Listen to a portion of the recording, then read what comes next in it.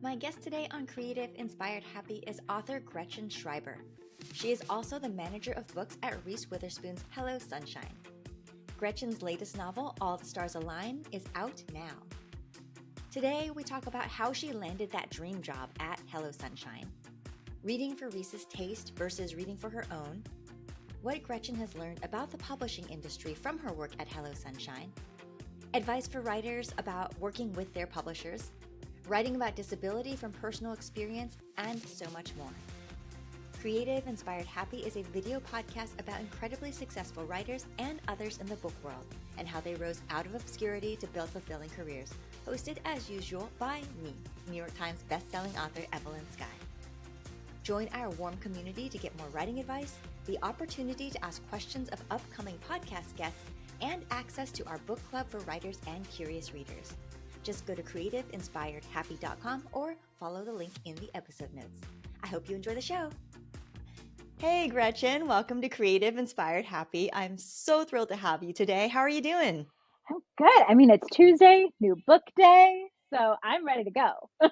I love this. I love this so much. This is going to be such an interesting conversation because you are not only an author of 2 books now, and your book, All Stars Align, just came out, but you also have a separate day job in the book world, which I know that people are going to be so curious to hear about, not only because it's Hello Sunshine, but also just because so many of us who are writers, we dream about being able to spend all of our time in the book world. I'm always hesitant when people are like, oh, I wish I could work in books and write books. And I'm like, but do you? Like, do you really? We always talk about it's like how the sausage is made. Do you really want to know how the sausage is made, or do you just want to enjoy the sausage? No, actually, I really want to hear about this perspective. So let's put a pin in that just for a second, because let's go back and talk about your journey into the book world. When did you first fall in love with books and writing, like both as a reader and as a writer? So this question, interestingly enough, has 2 different answers. If you ask my mother when I started being a writer, she'd be like, well, Gretchen has been a writer since she was a very tiny child. And I would say it started in college. Um, Choose who you want to believe. Um, I have always been in love with reading. I grew up sort of in and out of a hospital, and the one thing that was very constant was books. And the one thing my mom would be like, whatever you want, we would go. There was this beautiful Barnes and Noble attached to the hospital, and she would be like, go wild. And it didn't matter. And I'd like bring my like stack of books up to the counter, and she'd be like, and here's the credit card, like at least it's a legal habit. And so I mean, I was reading all the time, and this was like before Kidlit started. Like, Harry Potter had not even come on the scene yet because I'm old. It's fine. um, and so like I can remember it being like literally you had a shelf in the Barnes and Noble at the time. So I was like already in adult like spaces reading fantasy as like a 12-year-old because that's what was available. Uh and that just kind of continued. I was a theater major in college, and then I went to film school for grad school because why not? I wanted to change the world, and what better way to change the world than through the power of story. Um as a millennial, graduated into yet another terrible marketplace to find a job and ended up back at Barnes and Noble, this time as a bookseller, and worked there, I think really honing myself as a reader. I think I sort of got lost. I know that I sort of got lost in my own what I loved and grad school, trying to meet everyone else's expectations of like, this is a good film or this is a good TV show. And I was like, I don't actually like that, but I would pretend to like it because this is what everybody loves, and like trying to like do that whole fit in thing. And so it was really like 4 years of like stripping away everything I'd made myself into and reminding myself of like what I loved. And really like, if you want to learn how to pitch books really, really well, there's no better way than to like do it like at a high volume store, because like I ostensibly went to school to pitch films and TV shows. And like your teachers will be very nice to you and be like, well, that was a good pitch, but like here's how you can improve it.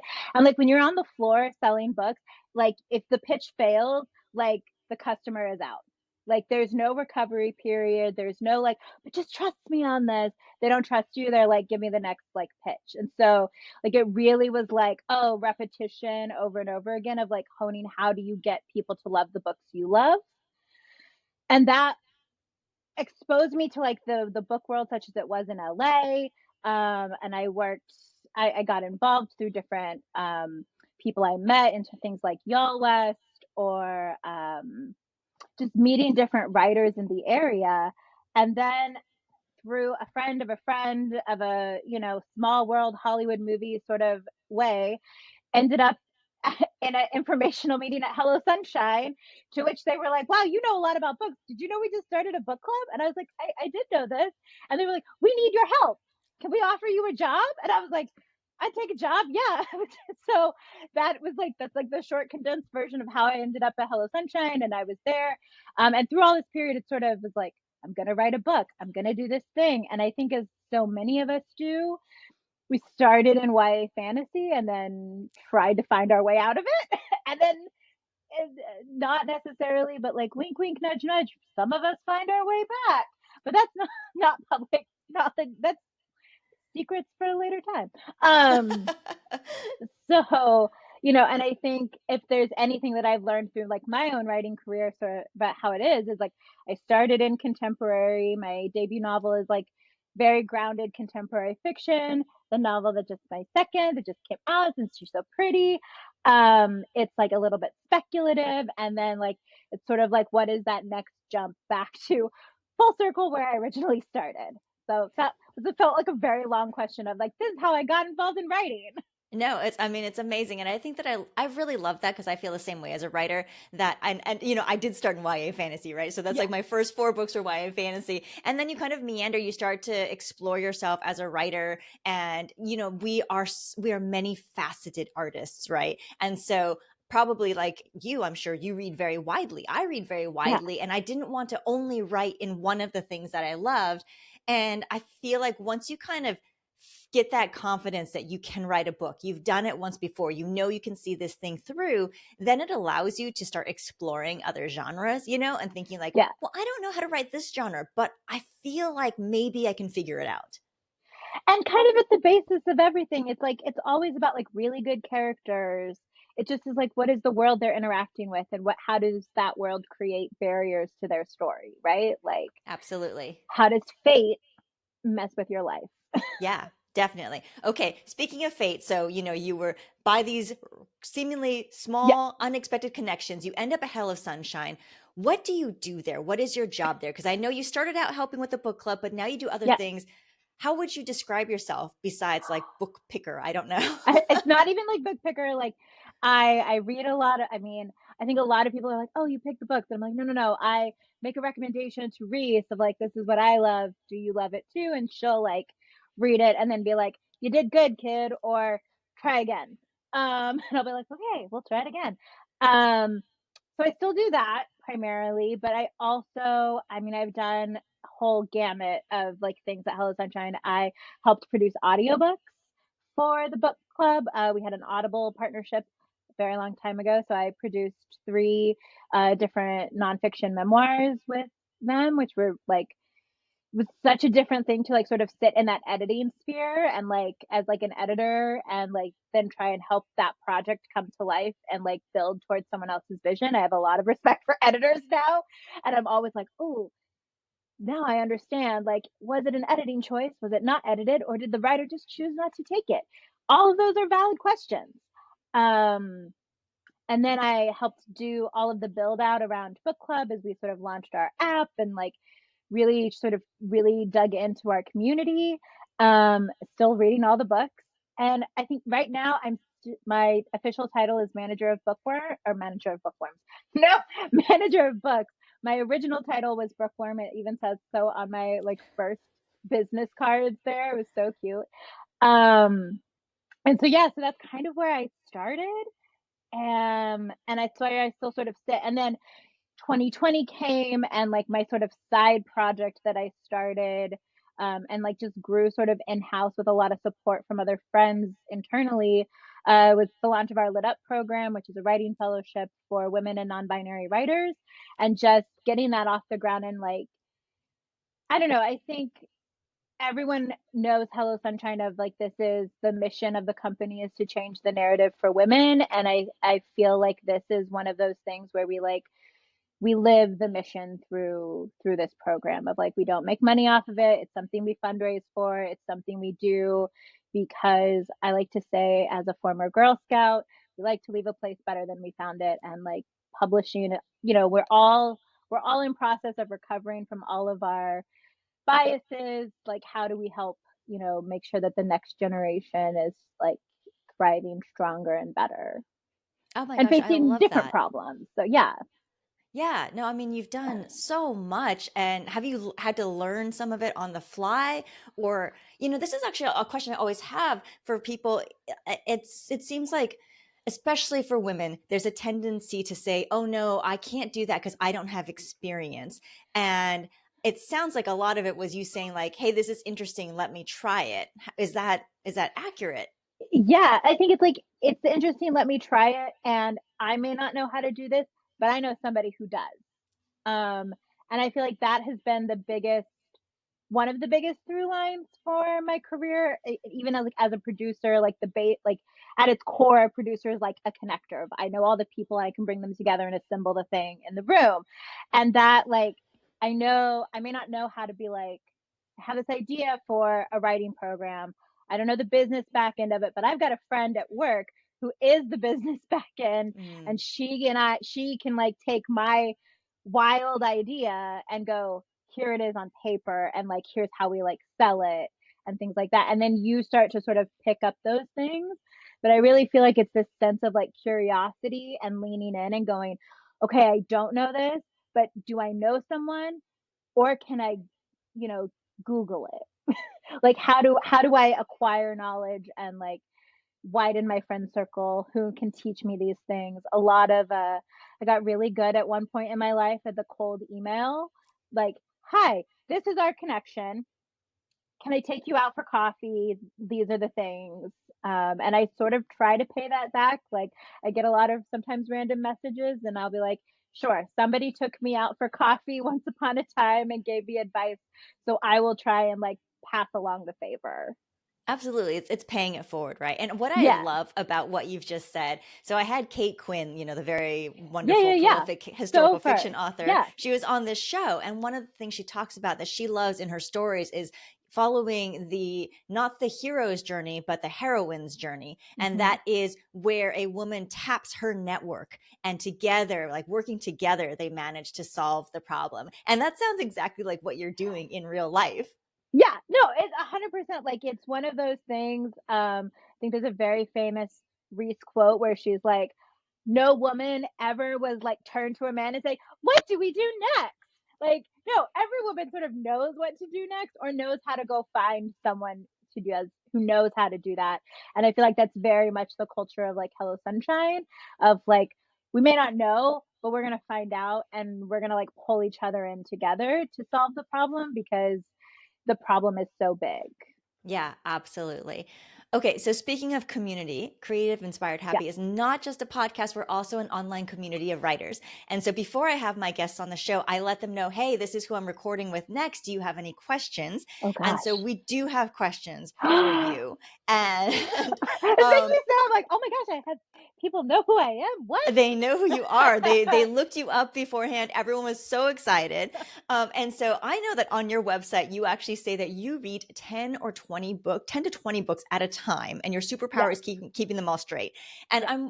I'm wondering, and also Scott M was wondering, does anyone screen them for you? Like, is this part of a team effort? Like, how do you choose which books you're going to pick up? That's a great question. So the 10 to 20 books encompasses like my entire reading life. So it doesn't just encompass like the work reading or the personal reading. It's like, this is my whole reading. Um, for work reading, it is a bit of a collaboration. It's a lot of like your own list. We work with people within the industry, the things we get sent, but also like a lot of your own digging. I compare it a lot to like it's now time to go book hunting. And that's one of my favorite things about it is like scouring lists and looking at NetGalley or like publishers' catalogs or things like that, and really trying to find what is the best book. But that's kind of the only screener that it goes, and then it's just, well, that sounds interesting. Like eh, it's one of those things that I also now have like much more respect for agents, because like I feel like agents get that really fast where you like read a query letter and you're like, oh, this is not for me. Like, next please, and it could be a really great book, but you're just like, ugh. And so like I think after doing it now for like 7 to 8 years, and I mean reading for my entire life, you can kind of read those quick little jacket copy and you can be like, yes, or I see a potential pitfall, we're going to move it a little down the list. Oh, that makes a lot of And sense. so yeah, like it becomes, and sometimes you move something down and you finally get to it and you're like, that should have been at the top of the list. Like Yeah. it's constantly a learning curve. It's a readjustment. It's, being open that a good book can be found anywhere at any genre. Um, and that I think is always like the hunt for that feeling of like the feeling of like reading Hunger Games for the first time, of like reading your favorite book and you were like, oh, this is everything. Like that I feel like is always what I'm like looking for when I read. Are you a super fast reader? I It depends. I do a lot of audio and I do a lot of like having stuff read to me because the pandemic broke me. And when I play my audiobooks and stuff for people, they're like, you can understand that. I usually start out around 2.5 speed and I'll just ratchet up there from there. Oh my So gosh. like people are like, I was like, yeah, you can't understand this? Like, and they'll be like, tell me what they just said. And I'll like recap it and they're like, oh, okay. Okay. Um, so like that way, but like I am trying in 2025 to get back into like physical reading. Hmm. Just because it's like it's the difference between like writing longhand and typing on a computer. I think it just accesses like different parts of your brain and how you take in information. And there I feel like I'm a pretty typical reader. So a book will, like, according to my Kindle, it will take me anywhere from like 4 to 5 hours to finish. Okay. Okay. I still So think that's fast, but okay. I, You can tell I like yourself I it's have no typical. yeah, I have no idea how to judge what is fast and what isn't. Um, and I think yeah, and I'm trying this year to do better at like tracking my reading, because everyone always asks that question of like, how much material do you look at every year? And Right. I'm like, I don't know, a lot. A lot or a So lot. or a lot. How do you balance like reading for something that, might be Reese's taste versus like your own taste and for so like at work, how do you filter that out? And then, conversely, when you're reading for fun for yourself, how do you turn that off? Oh, I mean, it helps that like we have very different tastes, which is like very helpful. And like I am all romance, fantasy, like living my best life and not our world. And Reese really loves a thriller. She loves contemporary. She, like having those things as a guidepost, I think really help you zone in. Hmm. Um, and for me personally, it's like, oh, I don't know. It's like that weird thing of like, oh, and the hat's off, and now I can like sit and enjoy my like rock star romance that I'm reading or whatever, right? Like I'm like, oh, this is not it. And maybe someday it could be. Like that's I think the joy of like book club in general and what we talked about is that like it could be. We don't know. Yeah. You just haven't got this we haven't met the right book yet. It's always a not if, it's just when.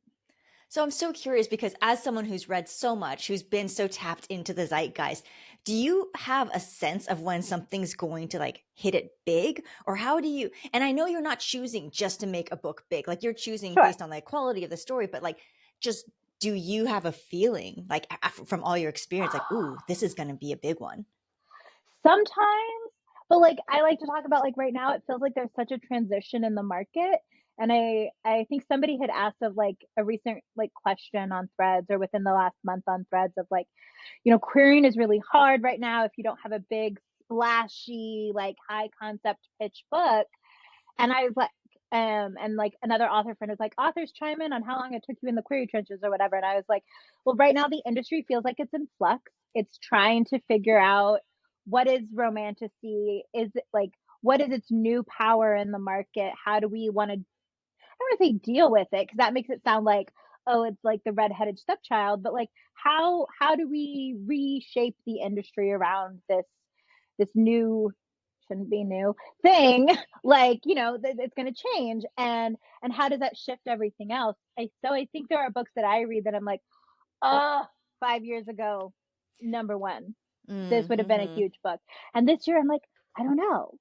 Like, the reading public is different, tastes change, but, like, sometimes, like, good books are still really, really good books. So I think Yeah. that's what I hope for, of, like, this book is still all-encompassing, and if you can just get people to read it, it's gonna be amazing.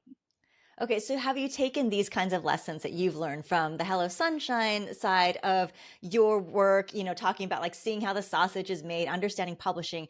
Does that impact your writing at all? Or does Oh, writing come from a different place? I think writing comes from a different place. I think if anything, it impacts my publishing, if that makes sense. Like, I like to split being a writer and being an author into like two different camps, I because there's like like that. being an author is like all of the things, right? It's the self promotion, it's the, I take an afternoon and I get to talk to you, like, and all of these things. And then there's like the writer part, which is me at midnight in my PJs, like typing out like by myself, being like, this might go nowhere, this might be brilliant, who knows. um and the writer part really can't affect the author part, except to provide the author part the product to be like, isn't this pretty? Mm. um and so like all of the stuff that I learn in my day job goes into like feeding that author part of like, how do I be a better partner with my publisher? How do I talk to them in a way, or get ask questions? Like, I'm always asking my agent, if we're going to go back and we're going to push back, or we're going to like have a conversation, how can I be additive? Like, how Hmm. can what we bring back to the table, like, be something that is actionable? Because I don't want to sit here and suggest something that's like, here's a pie in the sky ask. Like, it's cool to include those once in a while, because you're like, why not? Make the ask. The worst they could say is no. But like, here are the things that are actually actionable.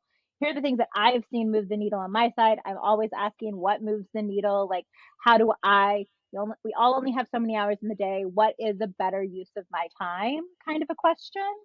Yeah, that makes a lot of sense. So, like, don't show up with only complaints. Don't show up with Yeah, only asks that will never happen. But feel free to ask for them sometimes. But then right. also do the research, do the work, and be like, hey, here's some things that actually maybe we could do. Right. Here's the thing. And like, you know, be like, I'm trying to be a partner here. I'm not just trying to sit and be like, Hmm. why do you hate me? Which sometimes writer Gretchen can just be like, does my publisher love me? Like, and I'm like, yes, they do. It's just a business, right? And I think that that's where it affects everything more. Because I think what I see in my day job is so far down the publishing river, as I like to say it, of like, it's 2 years post sale usually. So whatever I'm writing, if I was writing to what I was reading, like, it's going to be at least like 4 years too late by the time I can move my like by the time I can put my little boat back in the river of publishing, it's going to be like have passed it by. So I try to take those lessons of like, this is a business. How do I lean in a way that is helpful, additive? If I don't know something, how do I ask a question that is, can you tell me about this, so that I can understand it, so that I can again be a better partner? Yeah, I love that. I really, really love the word partner because I think that that is really key, and it's just a slight shift in mentality that really Yeah, can make a difference, and it helps your publisher not only respect you, but it helps them help you, right? And so it becomes yeah. a two-way street. And I think that is one of like the big, like, it's a really hard shift, because I feel like when you're a querying writer, it always just feels like, somebody please love me, just someone, just anybody, I promise I'm really good. And it almost feels like you're lucky. I was so lucky to get an agent, or this is how I found my agent. And it's like, you then have to like have this huge shift of like, it's no longer I'm lucky, it's that we're a team. Yes, And like, yes. it's not it can, as a querying writer, it can feel like so unbalanced, But like once you have an agent, no, no, no, we're no longer unbalanced. We're a team. We're in this together. They are my person out in the industry. They're my avatar in this industry.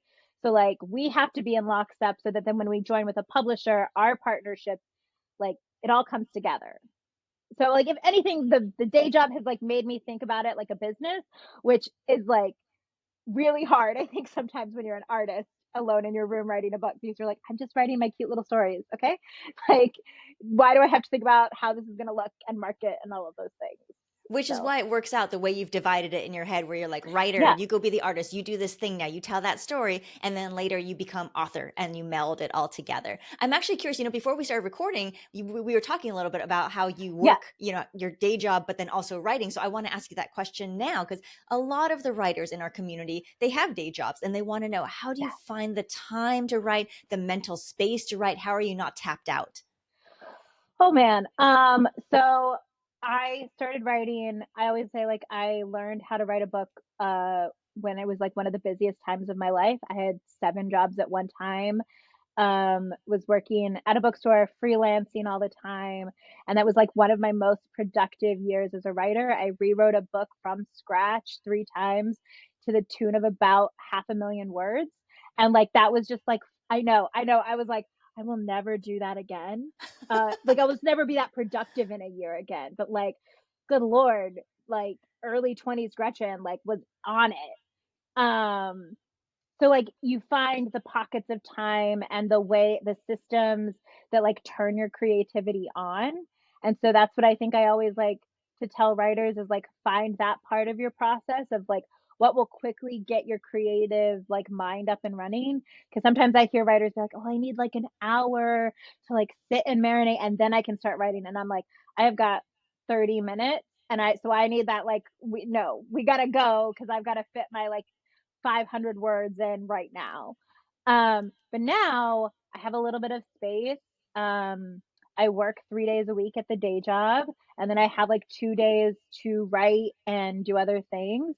And that's like for me a really good balance, if only because it's health insurance. Love not having to worry about that a lot at all. And it gives me a little bit more of a breathing room, but it also puts that pressure on my schedule because I don't know if anybody else is like, well, I can always do it tomorrow.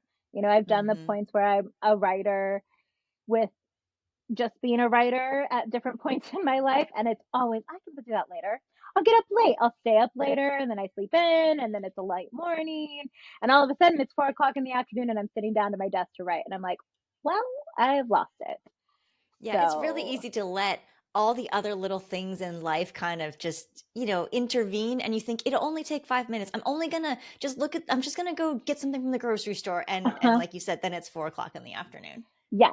And so, I think having those 2 days where I'm sort of still in the work week and just being like, okay, sometimes my Thursdays, I'm not going to lie, turn into a weekend day because I'm just exhausted from the 3 days that I've just come off of. But then I do Friday and Saturday, and I'm like, okay, I'm going to sit. I have a schedule. I know what I've got to hit. I know I need to do this, this, and this admin wise because what nobody tells you is how much like admin business you're going to do as a writer, Mm. like, or as Hmm. an author of just the like, reply to this email from your publisher or schedule this call or, I now do Sunday afternoons. I try and do all of my social media for the week and I plan it all out and like make all the Canva assets or whatever and write the captions so that the day of I can just go through and be like, post, post, post, post, post. Yeah, so But what I'm hearing, it's like 3 days Hello Sunshine, 2 days writer, and then 1 or 2 days author. yeah, exactly. Exactly. And that is the sort of mix. And then if I get like the odd morning or afternoon off where I'm like, oh, I don't actually have to do anything, it's a very strange moment because I'm like, Yeah. oh, this is The this thing is what is, free time is. but it's like I also love this field so much that I'll have weekends where I have nothing on the schedule, and then I'll just end up working on my podcast or writing something for Substack because I actually really enjoy it, and it's Yeah. just such a joy to get to be in this field. And I think that's like I think coming off of debut year, which is a whole like roller coaster of emotions, I feel like that's where I'm trying to get back to is that like what again, if I stripped everything out after I graduated from grad school, like post debut year, it's like strip everything back again to what made you want to do this in the first place. Like you've just climbed this wildly high mountain that I've been working toward for, if you believe my mother, my entire life. um, we've climbed it, and now you're sort of like at the top being like, ooh, I'm now staring at a whole new mountain range and like Yeah. trying to do that again and like learn all these new things and rediscover the joy of like not knowing something and like getting to be a not expert all over again. Okay, I want to talk about your second book, All the Stars Align. Yes. And so I want you to tell us about it. And I'd also afterwards like to dig in a little bit about like how it is different from like your experience from a debut novel. But first tell us about All the Stars Align. Yes. So All the Stars Align is about a girl named Piper Hadley who lives in a small town in Northern California. And this small town is special because fate came and chose to live here and blessed her family with the ability to see their true love at first sight. Unfortunately for Piper, she discovers that she only gets to know who her true love is. The fate doesn't actually make him fall in love with her. And so she has to enlist her best friend, who is a bit of a, I'm sure we all had that one guy friend in high school, at least I did, who dates everyone and is never single. That is her best friend. And so she enlists his help to teach her how to date, essentially, so that she can woo the love of her life. And along the way, her best friend says, pick me, choose me, love me instead. And she has to decide, will fate choose her love or love choose her fate? Oh, I love that. And this one has a speculative element to it, right? Which I Yeah, feel like is different from your first very. book. Yes.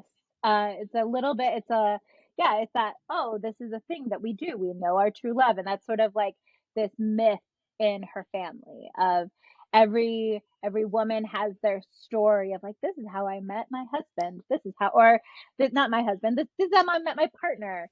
And how I knew that they were the one.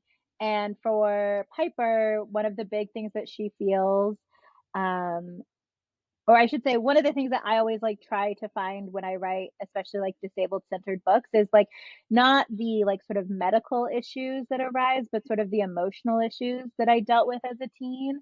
And like one of those was really feeling like when you sit in a room and no one looks like you. And even when you go home, the idea that no one looks like you Mm. and that no one knows the sort of very specific moments of your life in that way.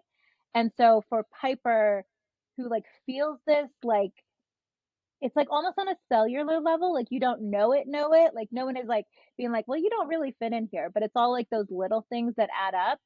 Her like big driving force is I just want this epic romance because that's going to prove that I belong here. So actually, I do Uh, see kind of a through line from this book and yeah, from Ellie Haycock. And actually, so another one of our community members had a question for you. yeah. Smriti R wanted to ask, how do you find inspiration for your stories from your life as a person with disability? And how has it shaped you as a writer and an advocate? Oh my gosh. I mean, two parts of those questions again. So I used to joke that I would just like open my medical file and be like, let's go. Like, what new, like, interesting thing can I find here? So like with Ellie has like an entire mysterious illness going on, and the illness, how it's treated, maybe some of the doctor stuff, but maybe not for like legal purposes. Is actually drawn from my like real life. I did have this mysterious illness. I did have the laparoscopic surgery that failed for all the same reasons that it does in the book. Um, and so that became the thing. Her parents, the marriage stuff was something I found out from my mom because usually when I get stuck, I go talk to my mom about it. And my mom went, "Oh, well, there's this like loophole that you do where you get divorced." Da, da, da, da, da. And I was like, "Mom, do you have something to tell me?" She's like, "Your father and I are still married, but we talked about it." And I was like, "Oh, okay, great. That's weird." um, and so like I think it's some of those moments, and like I like to think about those like hidden moments because I think especially with disability representation, there's a lot of representation out there that's written by people who are not disabled. And if you're disabled and you read them, you're like, I can tell. Like your Mm.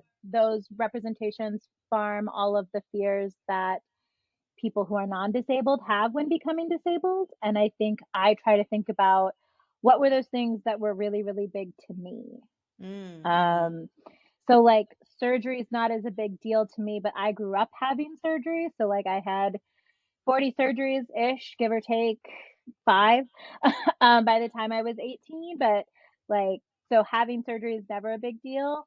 Um, and then like when that all like full circle to talk about like process and everything, I don't know if it really changes my process. Sometimes I do have to think about like if I'm drafting really heavily, I have a friend who makes me like a special blend of like CBD oil because my I type with 5 fingers and a pinky. And so Mm-hmm. like half of I have half of a keyboard covered by a single digit that was Oh not my meant to gosh. move that way. But I type like my friends will say like watching you type Gretchen is insulting because I will do like 1,000 words in 30-minute sprints. Like, and they're like, I don't know how you do it. And I'm like, I don't know how I do it either. It's just It's another flow. superpower It's along with reading another 10 to 20 books. exactly. It's another superpower. Um, so like, you know, I also like have thought a lot about what's the difference between being born disabled and what's like people who become disabled. It's a very different, like talking to different people is like, oh, my process is different because I'm willing to like push through a lot of pain and like the actual physicality of writing because that's just my life. Like that's the cost of living for me, which sounds really weird, but it's like, oh, I don't really notice it anymore. I mean, obviously it's made me a huge advocate. Uh I think it's always been the thing that I once I became aware of it in like college, I was like, oh, this is going to be like a whole big thing for me. And it's been interesting to have sat in it for almost 20 years of talking about representation and where that conversation, especially around like disability, has gone. Because I can remember when I first started talking about it, would have huge fights with people on Facebook and people who I considered friends of like in the theater world going back and forth of like, it should not be the norm for non-disabled people to play disabled parts. And I would go back and forth with people about, well, it's acting. It's called acting. They can do all of these things. And I was like, that's not the same. That's not acting. That that's not okay. Which now, if you say that, people go, oh yeah, that's messed up. And I'm like, yes, correct. It is. We can now have a new argument. Um, and so I think it's made me more that it's definitely informed things I do at work. I think Lit Up is entirely informed by, me writing books to get published and being in the query trenches and being told things like, you're a really great writer, this book is unsellable. Like and just being like, this is a head trip, you know? So yeah, I don't know. That's like a really weird, like roundabout way. I hope I answered all parts of that question. No, I think that But was fantastic. And I'm just kind of curious then, like, how has that affected writing All the Stars Align? Like, because now you've had all this experience behind you, right, with the first book with Ellie yeah, Haycock and like putting so much of yourself and also, of course, some fictional bits, into that book. How was it different this time? Or was it this, or were there parts that were the same? I think it's different this time. I mean, vulnerability time, I guess. When they say don't read reviews, they really mean you should not read your reviews.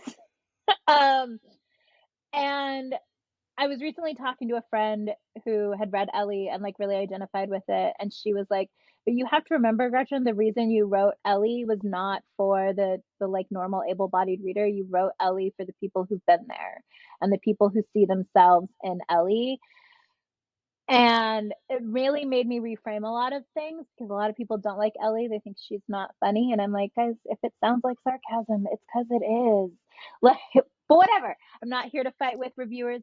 Reviewers are entitled to think what they want. But I think a lot of it was when writing All the Stars Align and how fast it had to sort of get written for a variety of reasons. Um, it was a lot about an apology for how spicy I think I made Ellie. And so I wanted to write Piper as sort of someone who still had an edge, but had an edge in a different way. Um, and was more maybe like me as a teenager. Like I grew up in the middle of a country in a small town, so maybe not on the California coast, but like still sort of growing up in like the comfort of growing up in a small town, but also how claustrophobic that can feel, and how wanting to fit in can feel like such a vice in a different way, and how scary it can be as an 18-year-old, which I love that we all think that 18-year-olds have it all together. And I'm like, I remember being a mess at 18. um, but like that an 18-year-old might not have it all together, and that like choosing what you really want to do versus what you're not. In the book, Piper is going to business school and she kind of hates business. She does not want to do this, but this is like what her family does. And she wants to take over the jewelry shop. And what she really wants to do is be a doctor. But like she's like being like, no, no, no, put the blinders on. Like this is how I need to fit in. And everything for her is about how do I fit into this space that I know I should belong into, but I just don't feel like I do for no other reason other than I look different from everyone. I'm actually, Go, oh, go ahead. no, I was like, long-winded answer. I'm curious also because it sounds like you do sort of keep the readers in mind as you're writing. How do you stop those, I don't know, ideas of self-doubt or like future reviews or anything from leaking into this supposedly what's supposed to be a pristine writing space for you? Right, right. Oh. That's why I feel like this book was just like that's why I think I talk about it as like this is the stripping back again of everything. Of I, I think I listened a little bit, maybe too much. And there were definitely times, well, one, I wrote this book in about 3 months, which was like super fast. From like start to finish. I think from like first draft to copy edits was not even a year. Wow. Yeah. So like super, super fast. Find yourself an agent who can pump a brake. And I don't like I don't want to say I begrudge the system or the facts or whatever. I'm very proud of the book it is, but it was a really hard lesson in how to tune the world out, and a really big lesson in finding your own happiness with a project, because I think for so long, and for a lot of reasons, I think because Ellie was so personal, and that like whole process to publication was a long time, I was really like, does anybody want this? Is this going to be a thing? And then to sort of deal with the reception was really, I don't know, it was basically the bottom line is like I didn't, it was a really hard writing space, and now trying to like get back again, to that like sort of I like the word pristine creative spaces you talk about, like to get back to that writing space has been a struggle in a lot of ways. And I think I'm finally tapping back into it, but like, excuse me, one of the things the same friend who I was talking to, she was like, I think you need to write a book just for you. And Hmm. she's like, and you're not going to tell me about it? Because I kind of tell her everything. And if I'm drafting and I draft something, I'm like, ooh, that's a good line. I like send it to her just to be like, I need some instant gratification. um, but she's like, you're not going to tell me about it. And you're not going to tell your friends about it. And you're not even going to tell your agent about it. Like, you are going to write a book entirely for you. And she's like, and I realize that this is hurting me because I don't get to hear about it or read it until it's done. But she's like, I think you need something that is literally just for you. I think that's great advice. I love that. It's giving you silence, and Yeah. keeping this project. It's something you can just hold close to your heart and it's only yours. You don't have to worry about any noise from outside, even if it's from a best friend or a trusted agent. Just Yeah. keep it for yourself for a while. Yeah. And just, and remember the joy of creating just for yourself, Yes. like just for creation's sake. Like, and I think it's such a weird shift when you go from like debut novel to like, I have like a weird part of my newsletter that I tried to call like working writer, which is like when I was my debut year, I called it my like debut diary, which is like, here are my diaries from being like a debut writer. And like working writer is such a mind shift that no one talks about, of like, how do you write a book when you have an agent and you have to pitch it and you have to like, you have all of these like cooks now in your metaphorical like kitchen. Um, which is not something you ever do when you're just like, I'm a Aquarian writer. It's just me sitting on my own, typing my little types, and maybe sending it off to my critique circle. And that's it, Yeah. right? Like, Yeah. so I really like, and I think we had talked about a little bit about like the idea of when you go to a con or when you meet other writers, and this is sort of like the fly on the wall conversations. And I feel like these are so many of those conversations of like, oh, this is how you be a working writer now, because it's so different and it's not an experience you sort of get a look at online Yeah, like you do with so exactly. many other spaces. Exactly. Yeah. And like you said, like the goal of this podcast is to share these kinds of conversations, the after the convention, the after the festival, the after hours when we're hanging out and the readers aren't there and we're just like, okay, Gretchen, tell me how it really is, you know? Exactly. And sometimes like it's like one of those things that it's like it's still really good, but somehow you still feel really bad about it. And it's that weird dichotomy of emotions of like, I'm really proud of this. And fucking I could have done better. I love it. Like, I love the realness. I'm looking forward to you kind of reclaiming that creative space for yourself, and whatever this secret book baby is, you keep it to yourself for a little bit. I'm very excited for you, but I'm really excited too that we have a new book yeah. from you out in the world. Ta-da! So yeah, all the I stars know. align. Everybody go pick up a copy. Gretchen, it was Oh, such a pleasure. I could have so talked to you for good. hours. I know. Hey friends, if you enjoyed this episode, please do me a favor and leave a rating on Apple Podcasts or your favorite podcast streamer. I personally read all the reviews, and your ratings help boost the visibility of our show so that other writers and readers can find it too. Thank you so much. I make this show for you.